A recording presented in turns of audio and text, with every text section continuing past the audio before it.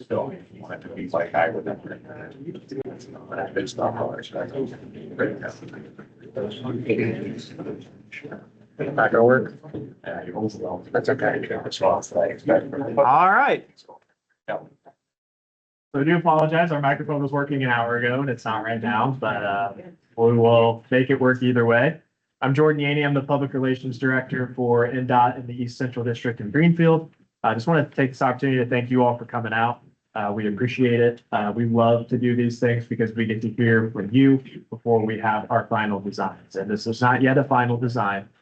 So we really appreciate you guys coming out. In just a moment, you'll hear from Nicole Minton from the Lockmuir Group, but I want to thank the others from her group that are here, as well as the team from Fishback that are working with NDOT on this project.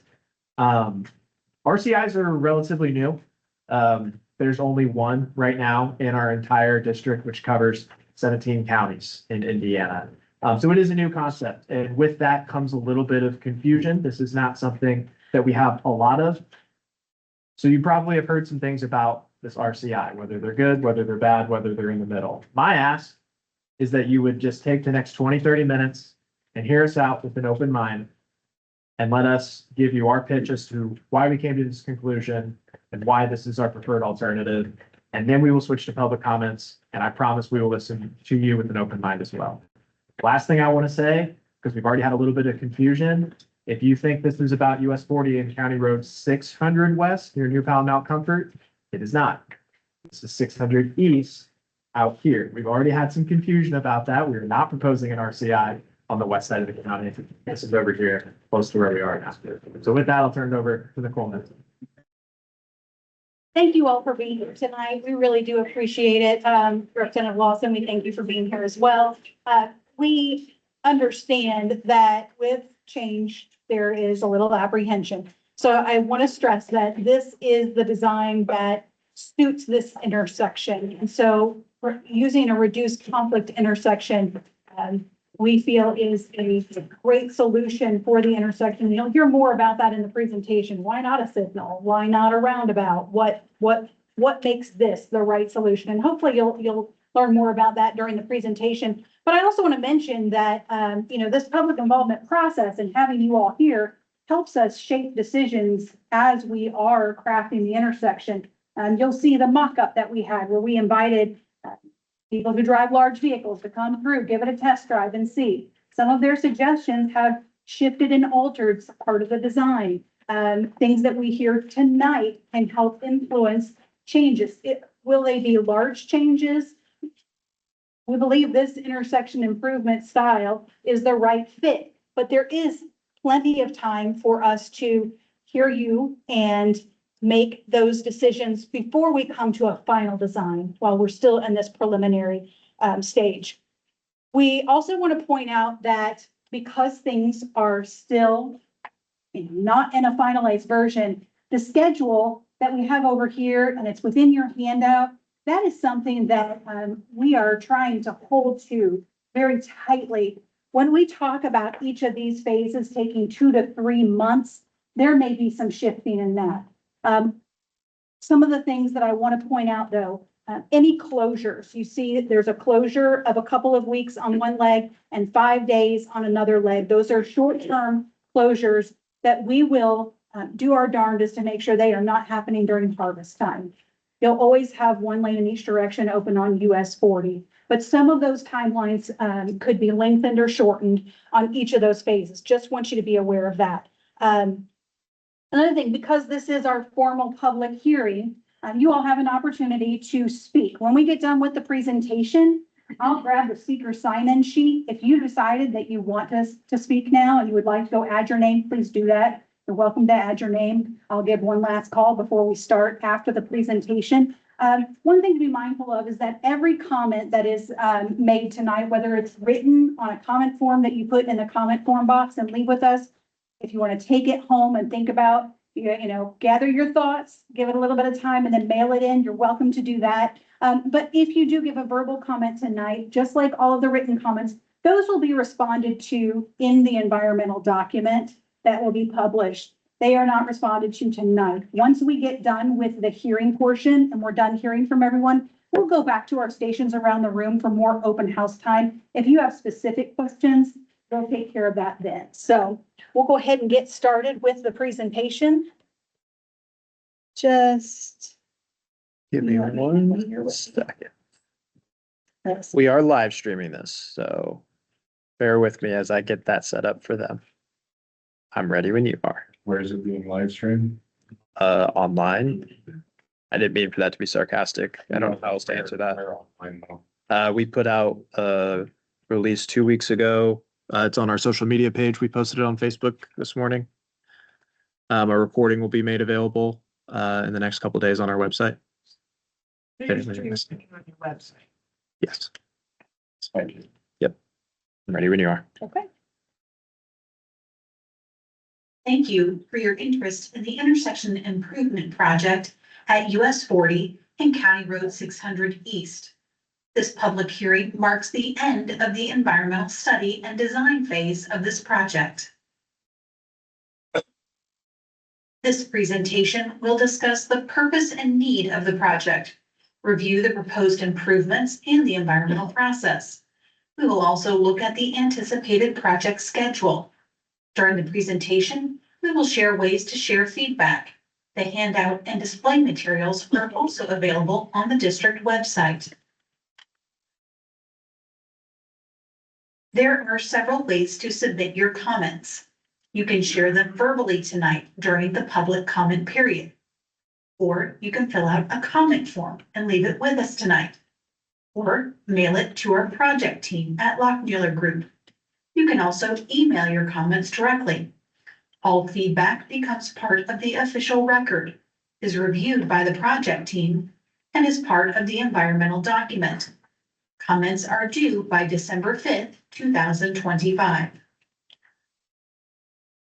At the beginning of the project, we worked to identify the project's stakeholders. They include Indiana Department of Transportation, Indiana Division of Federal Highway, Hancock County and Greenfield, elected and local officials, residents and citizens, agriculture industry, Eastern Hancock County Schools, emergency services, and property owners. We began this evening with an open house where you could view displays and talk with project team members informally. We're now in the formal presentation portion, which is part of the official public record. After this, you'll have an opportunity to provide verbal comments for the record. Everything shared during that comment period will be transcribed, reviewed, and answered in the environmental document. When the public comments are done, we'll return to an informal open house until 7:30 p.m. Let's start with the needs. The intersection experiences a high amount of right angle crashes, or what we call a T-bone crash. The north and south approaches have a level of service F and will continue to worsen. Looking at a 2-year period of time between 2022 and 2024, there were 15 crashes. 12 of those were from right angle crashes. The injuries are of higher than expected severity, and crashes happen more frequently than expected. The need for this project is due to the number of severe right angle crashes. There's also a need to aid drivers who misjudge openings and timing to cross US 40. There is also a need to improve efficiency and address the queuing that happens on the north and south approaches. That leads to the purpose of this project, or the desired outcome, which is to reduce or eliminate the amount of right angle crashes and reduce the excessive queuing of the side street approaches. In creating the environmental document, one of the first tasks is developing the purpose and need. Then we examine potential alternatives, which always includes the option of doing nothing.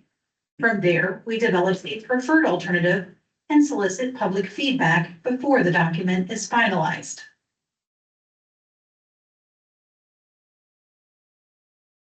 Here's a quick look at how this project will move towards construction. After the project selection process, we began early coordination.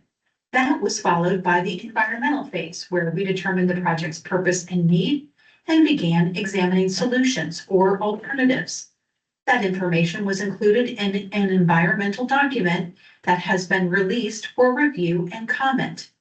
We will finalize the environmental document and project design. When that work is complete, we will communicate the project decision and move on to real estate acquisition and construction. A little later in the presentation, we'll share some dates for these milestones. The National Environmental Policy Act requires that these types of projects study the kind of impact they would create, both positive and negative. The project shares information with the public and provides opportunities for the public to be involved in the study process. All that information is collected and used to create an environmental document that details the study findings. Extensive data was collected to get a clear picture of the study area. At some point, you might have seen our crews performing field investigations. We looked above ground using topographical surveys, and we looked below ground with geotechnical analysis. We looked at the current environment, wetlands, streams, wildlife habitats, and how the land is currently being used. We also analyzed existing accessibility issues and safety concerns. Part of the environmental document includes the analysis of historic properties and an archaeological investigation. Our report determined there are no sites eligible for inclusion in the National Register of Historic Places, and further investigation is only required if the project boundaries change. The project has an estimated cost of $3.1 million. There are no relocations associated with this project. Temporary right-of-way needed during construction is 0.12 acres. Permanent right-of-way is 1.4 acres.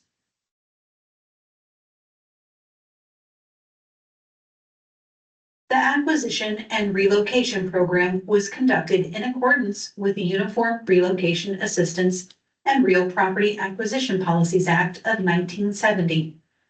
The act requires relocation resources be made available to residential relocatees without discrimination.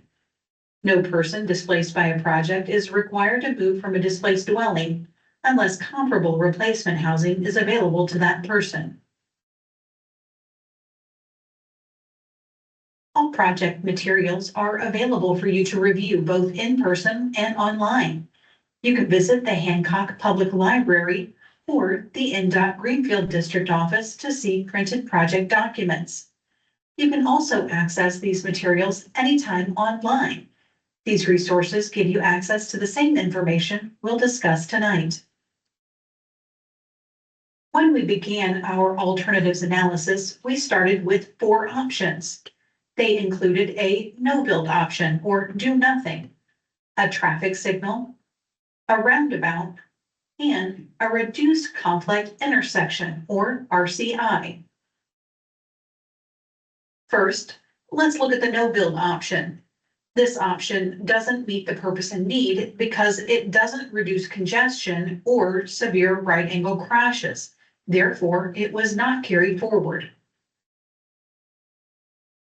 A traffic signal would reduce congestion. However, it doesn't address severe right-angle crashes and could increase rear-end crashes. For that reason, it does not meet the purpose and need. The roundabout does a great job of reducing congestion and increasing safety. Given the large footprint of a roundabout, the project would require more right-of-way and have a higher cost. Even though it meets the purpose and need, it wasn't carried forward due to costs and impacts. The reduced conflict intersection, or RCI, is an effective way to reduce congestion and reduce those dangerous right-angle crashes. The design of the RCI allows vehicles to quickly merge into a U-turn lane. We'll explain shortly how the RCI boosts safety by making left turns in 2 steps. Here's how well RCIs perform. In Indiana, RCIs have reduced fatal and injury crashes by an average of 85%. They reduce property damage crashes by an average of 58% and reduce crashes of any severity by an average of 68%. Here's a look at our preliminary design. Based on feedback at our public information meeting, we made some changes to medians to accommodate turning and other slight modifications. You can see that medians will provide protection while still allowing left turns from US 40 to County Road 600 East. Making a left turn from County Road 600 East onto US 40 or continuing on County Road 600 East will use refuge lanes and U-turns. We'll show you how. If you're headed south on County Road 600 and you want to continue through the intersection, first look to your left and merge when it is safe. You don't need to match the speed of traffic. You just need to be able to merge into the safety of what we call the refuge lane. At the yield sign, you'll look to the right, and when it's safe, make your U-turn in what we call the loon. From that point, you will enter the dedicated right turn lane, never having to match the speed of US 40 traffic. Then you'll make your right turn to proceed south. For those heading east on US 40, after exiting the loon, you would gain speed and join the travel lane to continue east.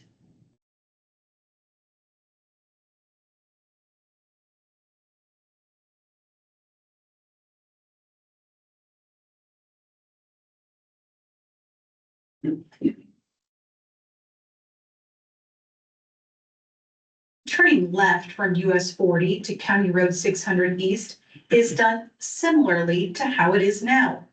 Only this intersection design has the added safety features of divided medians that provide safety and improve line of sight by offsetting left turning vehicles.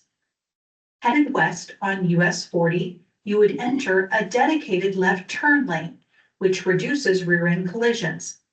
At the intersection, you will yield, and when it is safe to cross eastbound traffic, you will complete your turn and proceed southbound on County Road 600 East. You might remember we invited drivers of semis, school buses, and fire trucks to give our RCI design a test drive. Their feedback helped shape the project design.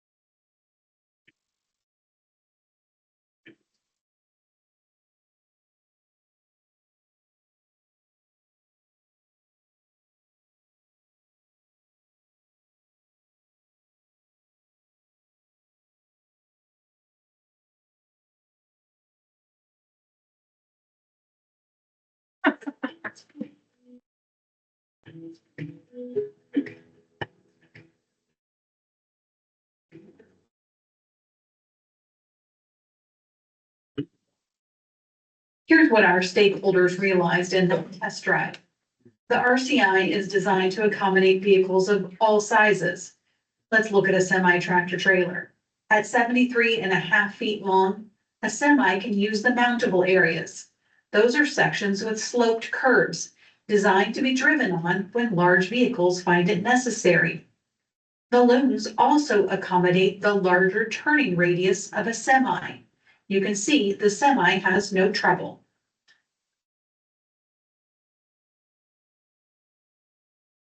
Here's a combine. At 36.5 feet long, the John Deere S680 has no trouble using an RCI.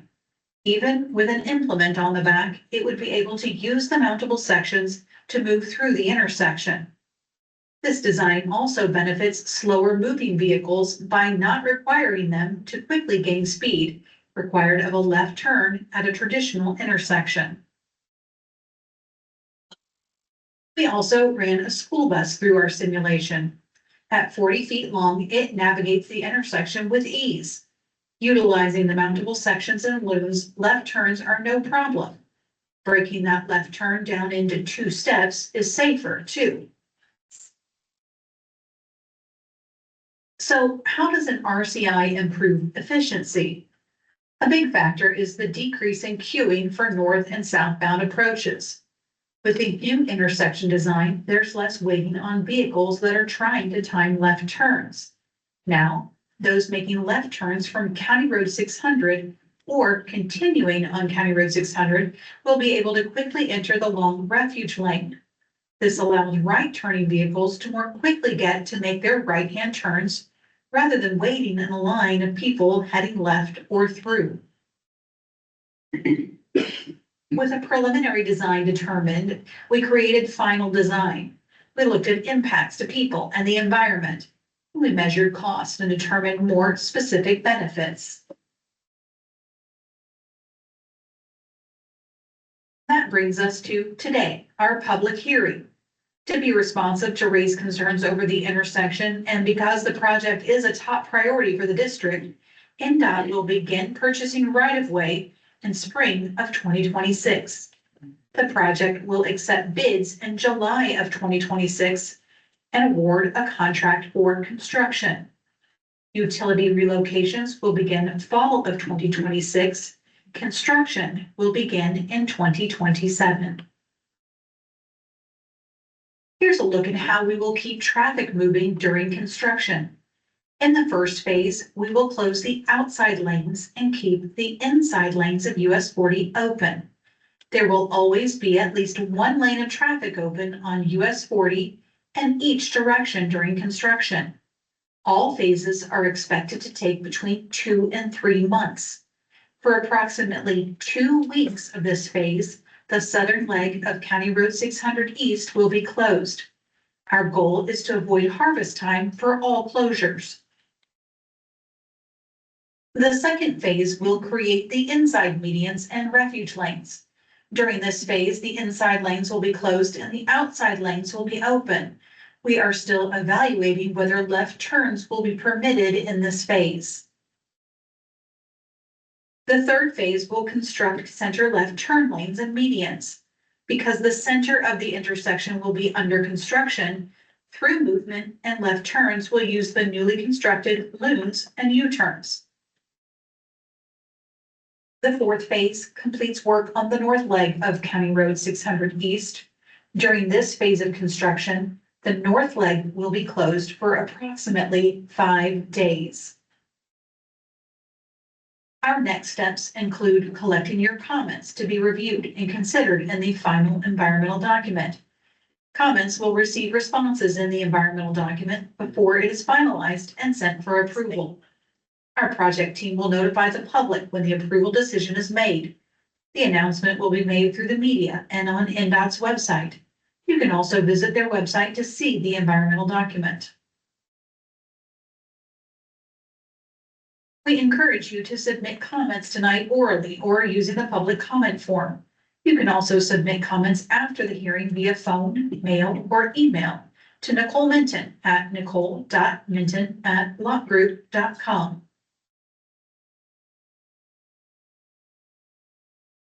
Thank you again for your interest in this important transportation project. We look forward to sharing our progress soon.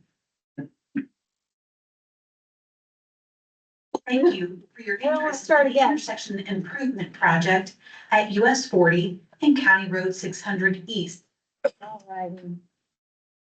So that was a lot to absorb. Some of that you're probably wondering, why are we talking about relocation act if there were no relocations? Some of these things are prescribed by the process that we must follow for a public hearing. So there are some things in there that were included that may not be typical, but bottom line, one thing that I do want to stress, and this intersection design, which is unfamiliar and intimidating when it's not something that you've driven often, is not a preference. No one said, you know what, let's try this here. These were all data-driven decisions. There's a lot of science that goes into selecting something. We have standards for what we're allowed to do and what we're not allowed to do. Some of that is based on traffic analysis, definitely looking at crash analysis and looking for those types of solutions that would work best. And so when we get all of that data together and look at the numbers and breaking it down by cost and benefits and impacts, that's how we come to a sound decision. And then we bring it to you and we hope that you understand, that this was based on a lot of data that came to this decision. And then ask for you to help us, move things in a way that reflect your needs. And so, for instance, one of the cues for that refuge lane was lengthened because, I'm talking with people and looking at the data, we were recognizing that there are a lot of trucks needing to move that direction in a through movement. And so allowing more space for trucks to queue up in that area was a priority. And so that's some of the stuff that we're able to learn tonight. We're going to move on to our public hearing portion. I have the sign-in sheet here if anyone has decided that they would like to sign up still. One more. Got it. Okay, I'm going to move this. Sure, come on up. You want to set it over here? Yeah. I'm gonna So slide the people can- podium down so that they're a little closer. Since our microphone's not working, I'm gonna move this one over. Here you go.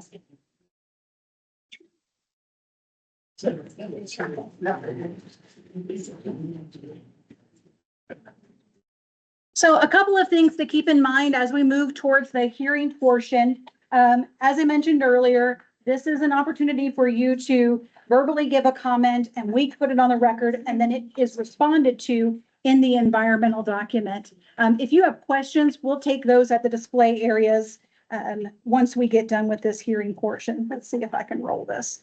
And then I also ask that when I call you up, I'm going to move over here. Just since we don't have the microphone, I want Valerie to be able to hear you. She's our lovely court reporter who's with us to get all of your comments on the record.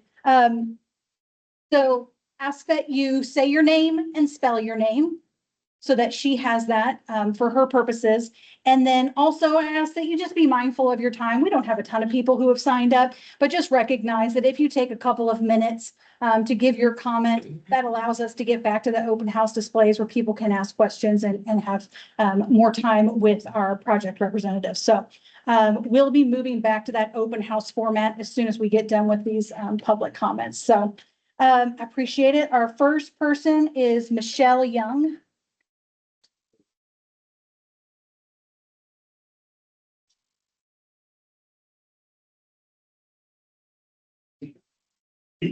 I think I'm probably like everybody else sitting here, right? On paper and on the mock-ups and everything, it looks like the smart thing to do, and maybe it is. But, and I forgot, my name's Michelle Young, MICHELLEYOUNG. I've lived here for 18 years. And this has always been a thorn, this section has always been a thorn in my side. Like I said, on paper, it looks good, but what about in real time, right? When cars are going 65, 70 miles an hour and you're still making that right turn and now you've got 4 trucks lined up or 2 trucks and a school bus and the distance is getting shorter and they still can't make this U-turn because the traffic coming from the other way is doing 70 miles an hour and they've still got to be able to get out and make a U-turn. So they're still having to do that turn.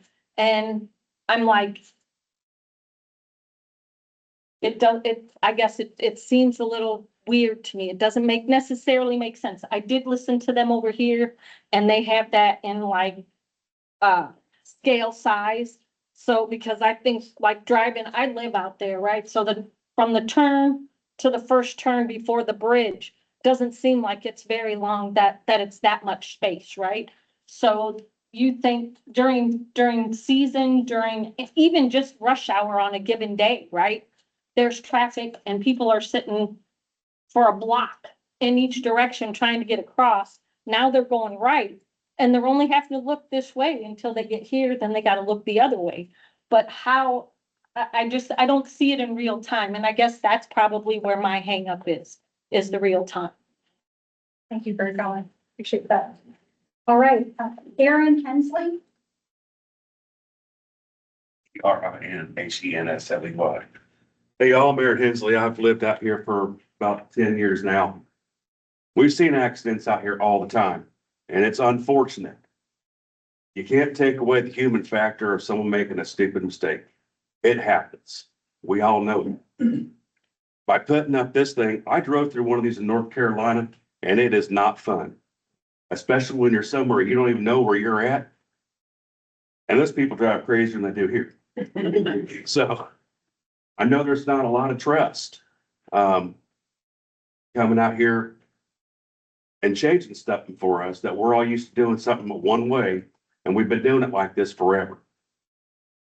Ms. Young said it perfectly. It looks great on paper. It does. But why can't we put a stoplight there? I'm not worried about an extra minute or two of my day.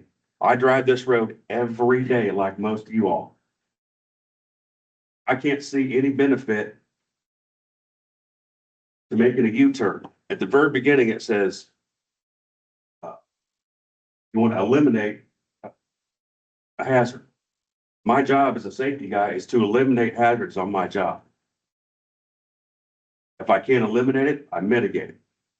You're adding another one by making someone do a U-turn. This doesn't make any sense to me, or any common sense. We got power there at a flashing light. We all wonder what the heck that thing is all about. I'm old school, guys. I don't see any benefit to this. But in closing, there's a trust issue here with NDOT. We've all seen the mistakes they've made on I-70. Let's not even get there. Now, Ronald Reagan said a long time ago, there's 9 scary words. I'm from the government and I'm here to help.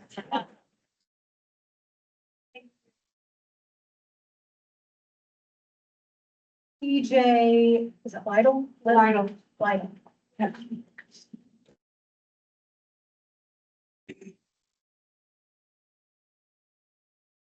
Came here with a different kind of statement than most are saying, and I had to write mine because you'll learn why. My name is TJ Lytle. Technically Tony, we meet that, TONI-LIGHTLE. And I've lived here my entire life, 54 years, which I know some of you in here are older than me, like my mother. But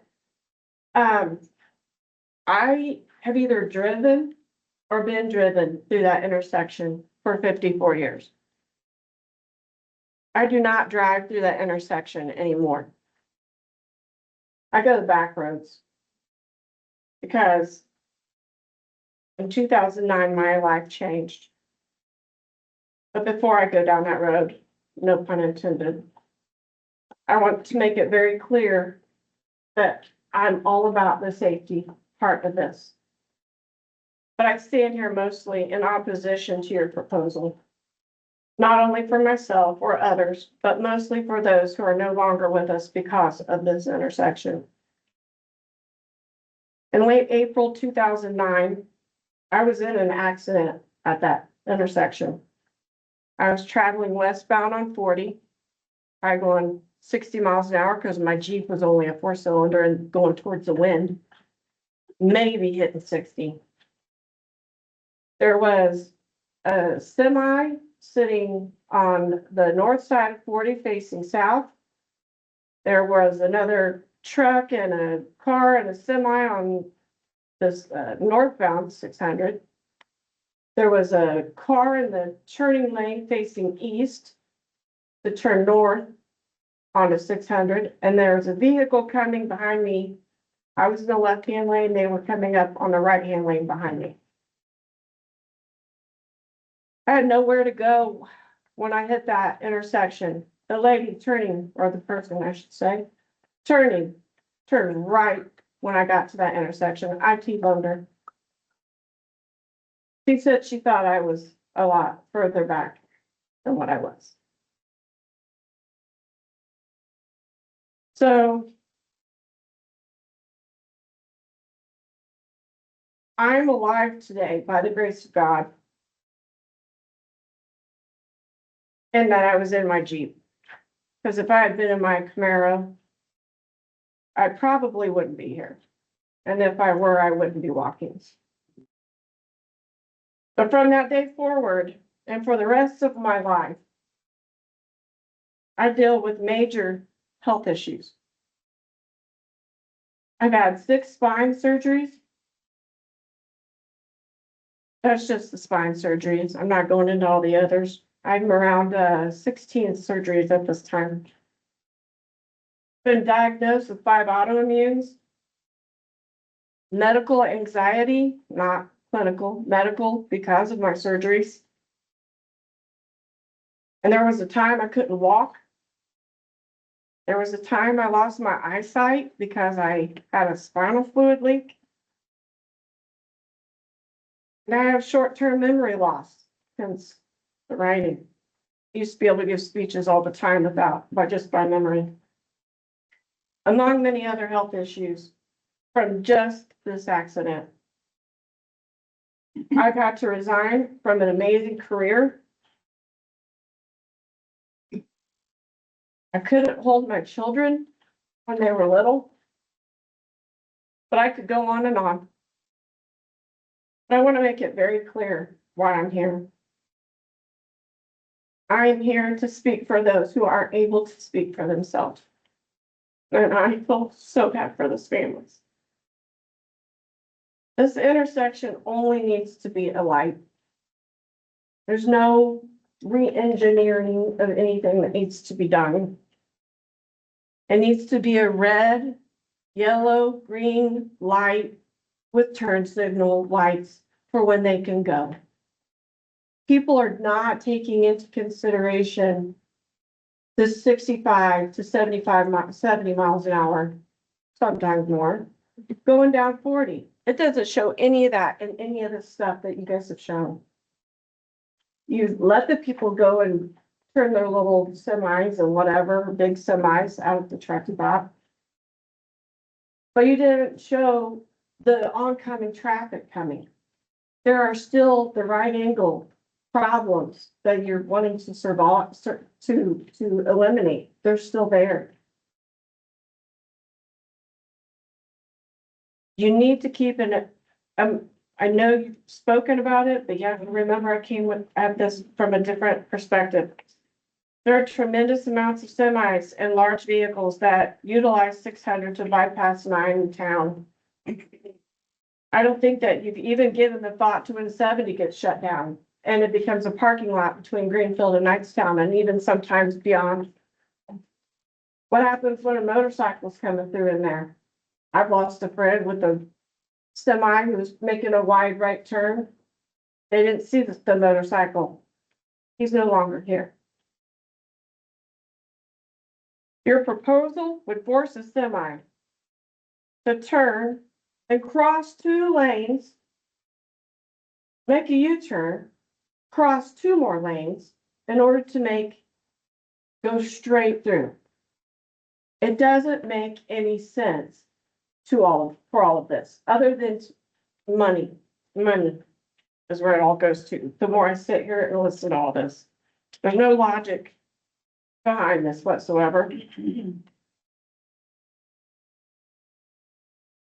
I believe that it'll create more danger because there are more right hand or 90-degree angle than what there is now.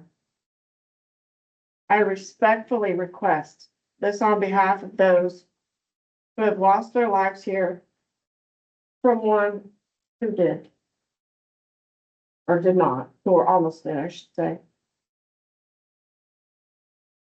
I have so much more to say, but I'm going to stop there. I think I've made my point clear. I do want to know how it gets to this point without taking into consideration the people we vote in and not giving them enough time to talk to us about it. I don't think there's enough time for that. Thank you for your comment. Steve Olson? HUDSON. I live on 500 East, between 1 and 200 north. Anytime there's a wreck on 70, look out, here they come. You know, they're driving into town to McKenzie. They're going around the roundabouts and messing up the pretty bricks. It's pathetic. My house shakes when they go by. Big tanker trucks, you name it. There's a sign there that says I think it's 6 tons. Every one of them weigh more than that, but that don't matter. And I think they need some signage before they get to McKenzie, like at 200 north, have them go straight east to 600. Because the turning radius is a lot better on 600 to go south or north than what it is on 500 east. They're down in the ditch on one side, they're in the ditch on the other side of the road. So what do? Hold on, here comes another one. That's good. Thank you for your comment. Jason Wire? JASONWYRICK. Hi, everybody. My name is Jason Wyrick, and like Ms. TJ said, I was also in an accident, although not here. I got T-boned by a guy that blew a red light going 70, and my life's been screwed up since because my shoulder hurts all the time and I can't sleep anymore. But I've lived in this part of town most of my life, and one thing I've consistently noticed from my childhood to now, and I'm 29 for reference, is the recent reliance on unnecessary upgrades to make Hancock County and Greenfield more into the vein of Hamilton County and towns like Fishers and Carmel. There's nothing inherently dangerous about this intersection more so than others. You can safely see in all directions from all directions. Curious, I explored Google Street View, and the earliest available imagery showing the current flashing signs was from October of 2022. The next oldest imagery was from July 2018, and the flashing signs had not been constructed. When looking at publicly available INDOT data of fatal or incapacitating accidents, from which I found 2016 to now, there are none of these types of that magnitude at this intersection in question from 2016, 2017, or 2018. The first one documented during this data set was 2019. It's not like people go out of their way to get themselves hit. So if there's nothing inherently dangerous about this intersection, and people don't generally try to get themselves hit, what can we deduce? The accidents began about the same time as the signs went up. I don't know who needs to hear this, but the citizens of Hancock County didn't ask for all these upgrades. To me, it's pretty easy to understand. People just don't know how to time crossing with the signs. People are paying too much attention to the flashing lights and not enough attention to the traffic coming. Sometimes the easiest answer is also the most efficient. Keep it simple, keep the stop signs for 600, and even put up a flashing red light if you want. You could even put up flashing yellows for 40 if you so desire, or even a stoplight. These are all universally known signals. This proposed solution of a Michigan left is not only unfamiliar to our county citizens, it's entirely unnecessary and wasteful of our time, money, and efforts. You don't need to screw up traffic for months like happened with Morristown Pike or Fortville Pike, and you also don't need to seize people's property or waste our tax money on a solution that doesn't even solve an inherent problem. Instead of doubling down, just admit you got it wrong the first time, take the signs down, and put up something everybody's familiar with and call it a day. Thank you. Oh, good job.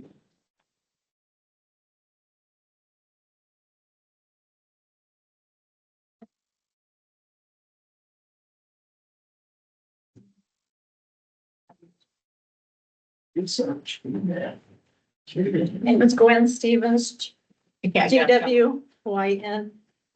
Stevens, STEVENS. So I've lived here almost all my life as well. And in fact, I try to tell my kids not to take that intersection because it's so scary and dangerous.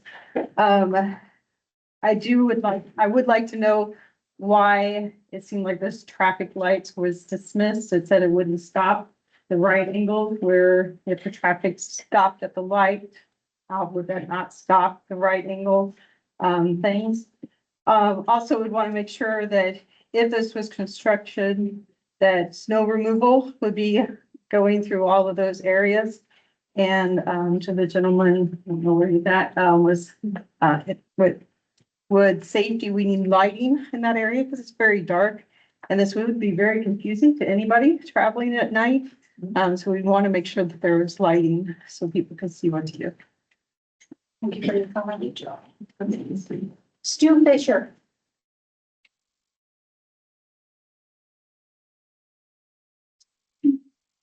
So Stu, STU, Fisher, FISHER. So I'm kind of with everybody else. I don't think it's necessary to have the Michigan left. They tried it at Allisonville Road and 96th Street. They're ripping it out because it didn't work. Basically, it comes down to people need to learn how to drive.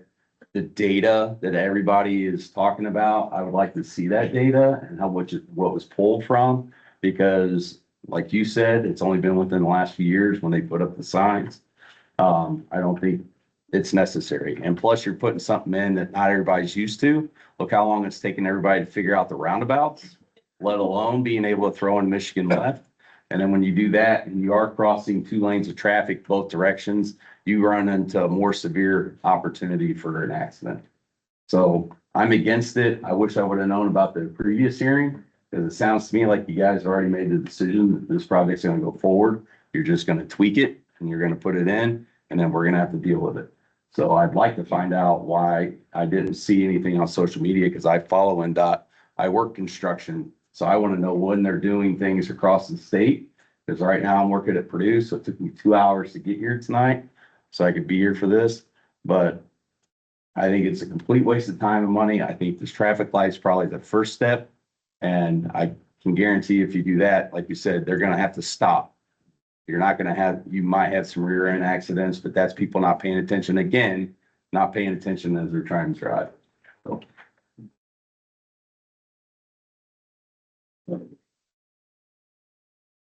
Can't make out the last letter. Larry, I'm all good. I've listened to, the group and say everything they're saying, I agree with. Chance Corey, CHANCECORY.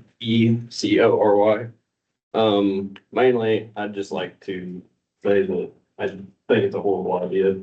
The cross there with semis all the time, going from a dead stop to try to cross all these traffic lanes at cars traveling 70 mile an hour. I think it's a horrible idea. But I understand you guys have done all these studies and everything, but I would encourage any one of you involved to give me a call, come ride with me, witness it firsthand. I mean, I understand what everybody says, but until you actually try it and do it, I don't think everybody understands. And back to when 70's closed, crossing 40, that'll be a nightmare, but that's all I have. Eric Garrison, Here I see GARI, someone.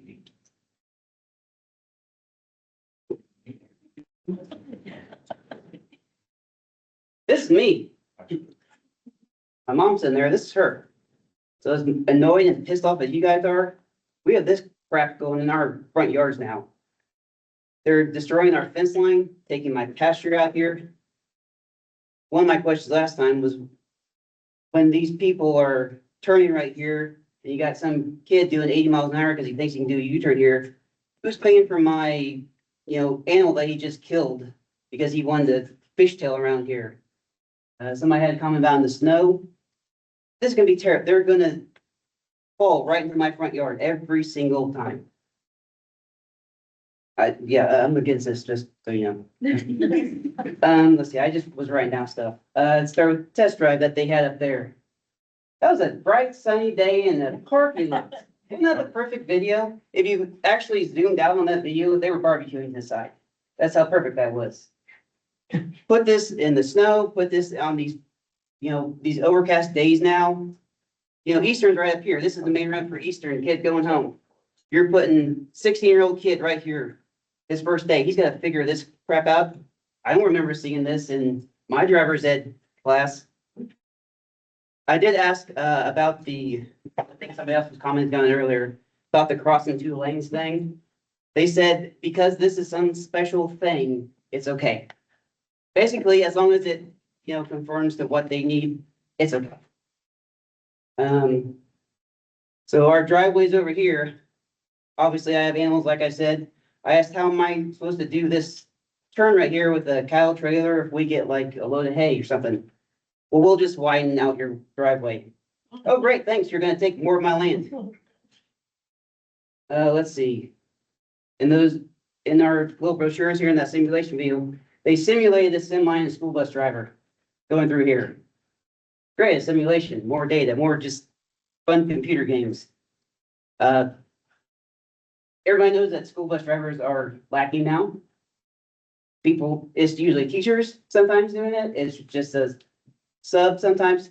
They're gonna get this guy, because we originally started, my kids go to Eastern. He was from Shelbyville. They were having some random substitute come through. He's never seen this before. Hopefully he knows how to do this. I mean, my kids are on the bus now going through this dangerous thing. How many of your kids are on this bus now? All the traffic from other schools, after a basketball game, it's 10, 11 o'clock at night. You got a tired bus driver from, Milan. You think he's gonna figure this out? Got 70 closed at the same time. Accident. Let's see, somebody was asking about the lights. I was told I'm gonna have lights out here now. I don't know. I like living in the country. In our cornfield here, I go out here and I watch the stars. I watched the northern lights out here the other night. I watch comets and meteor showers. I wake my kids up in the middle of the night to come do that with me. Now I'm gonna have more lights out here shining who knows where. So yeah, super excited about that.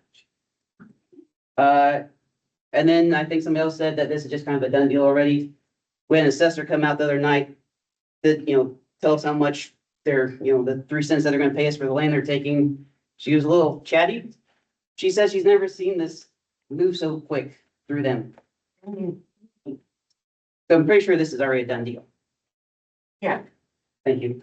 Come on, you Not get any say about what they do. Brandon Jones. Probably want to put a bicycle lane out there too. Oh, yeah. I'll be in my front.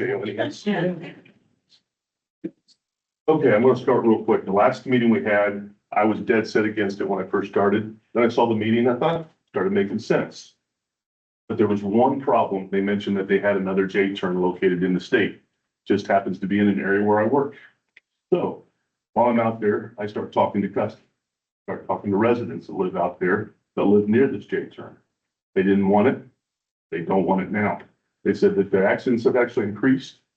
So I did a little research out there and I started driving around. What's that? Noblesville, yes, sorry, being corrected. Did a little research and found out the difference between what they're trying to put in here and what they put in there. Looks good. Problem is the speed is nowhere near like 40. You don't have the trucks, you don't have the semis, you don't have school buses. Talked with teachers.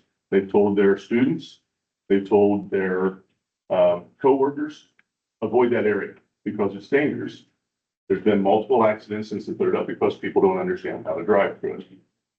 So that is something that I'd like to see details on, maybe the statistics on how many accidents have actually happened there prior to that being put in compared to what was there before. I think you put this in where it's located at right now, based on the speed and the driving habits of people. Everybody does it. You're gonna have more accidents. They'll be probably worse than what they are right now. I'm also your Blue River Township trustee. Somebody made a comment about officials not knowing. I found out about the last meeting a day before the meeting started, Good so point. but that happens. It I should, also work a full-time job, so I'm not a full-time trustee where I sit in an office all day. So, I can tell you right now, from everybody I've talked to in our township, the people that I've talked with, nobody wants it. So just put that out there where it is, and let you know what you can with it. thank you. Thank you for your comment. All right, that is the end of our hearing portion. Our team will be back around the room for the open house. Would you like to speak? Can I say one thing? I'll put my name on the list. Sure. Just go ahead and say. The one thing that wasn't up front, my name is Cindy Gatlin, CINDY, I've lived on 600 for over 50 years. So I've been there for a while. The one thing that nobody brought up, and I thought that they might, is that this monstrosity is really just moving crashes a mile this way or a mile that way. Because when I come up that road, I don't want to have to deal with that. So I'm gonna go across 100 South and go over, if I'm going to Knightstown, I'm gonna go that way. Yeah. And if I'm going to Greenfield, I'm gonna go this way, come up on 500 and get back on 40. So we're just changing the location of that intersection. Yeah. So that was one thing that wasn't brought up. So I just wanted to bring that up. Thank you for You your need to put my name in his street. Thank you. All right. Thank you all for coming. You'll be here around the room at the displays if you have any additional questions. Thank you. That also concludes the live stream portion of our public hearing. Thank you all for joining.